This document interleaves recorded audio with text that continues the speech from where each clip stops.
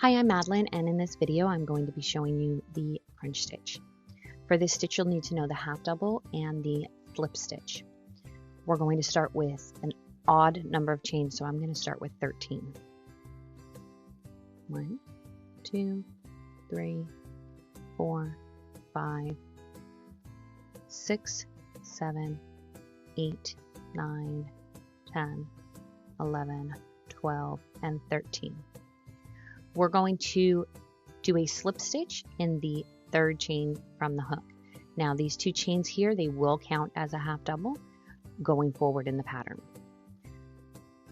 Now I like to do this pattern stitch in the back loop. The reason why is if you do not do it in the back loop, you end up with these gaps and it pulls. So I'm going to go ahead and do my stitches into the back loop. You can do them here the traditional way. I'm going to do mine into the back loop. So 1, 2, slip stitch into the third.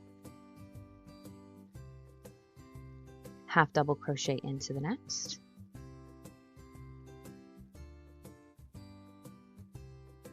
Slip stitch into the next.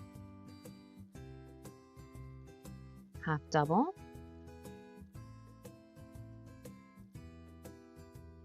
Slip stitch.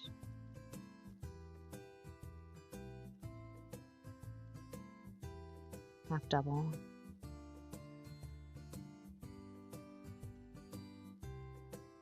Slip stitch.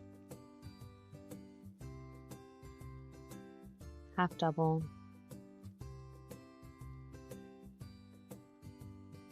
Slip stitch. Half double. And slip stitch.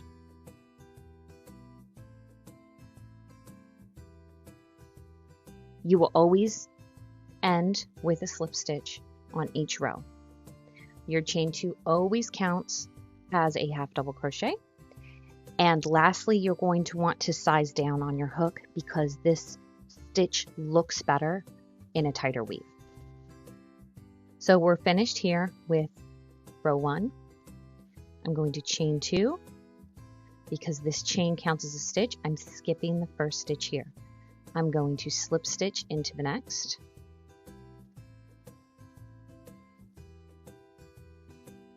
Half double.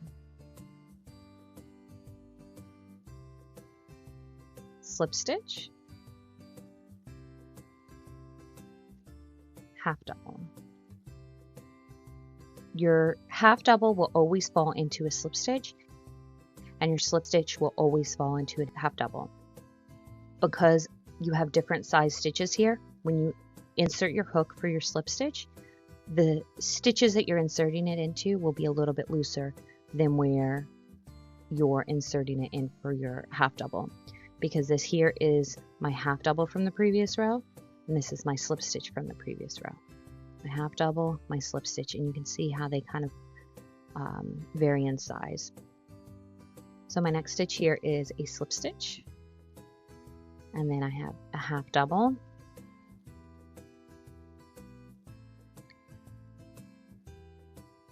slip stitch,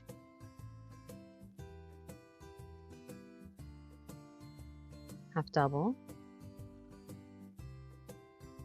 slip stitch,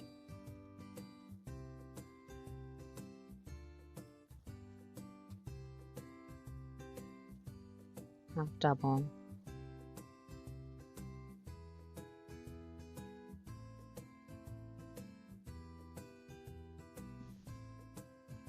and then a slip stitch in the last, which is actually my chain.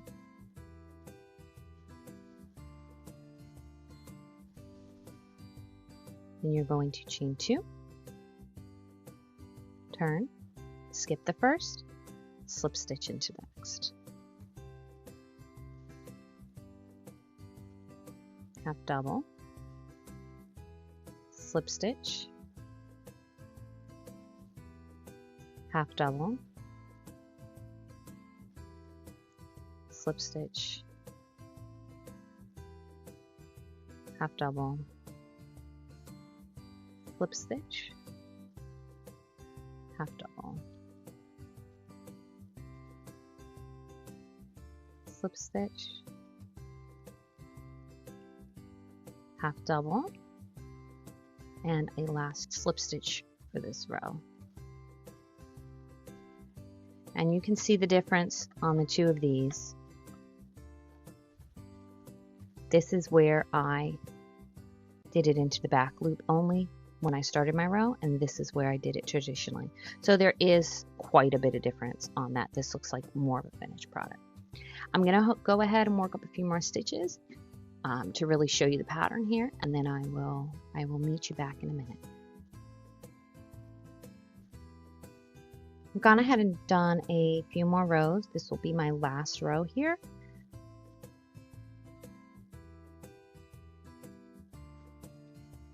Now, as you can see, it's a really fun stitch. It is a textured stitch. It's a thicker stitch as well. It's not very slow to work up. It's about as quick as a single. One of the nice things about this stitch is you don't have to do much finishing on the edge. You can do a border around it. Say you wanted to do squares for a blanket or a scarf. Half double and then slip stitch in the last. But as long as you make sure that on your row you are always counting your chain as a stitch and then ending the row with a slip stitch, you will be perfect on this. And both sides look almost identical. It's just a really fun stitch. I hope you enjoyed it. Let me know if you have any questions, and comment to let me know if there's any other videos you'd like me to do. See you next time.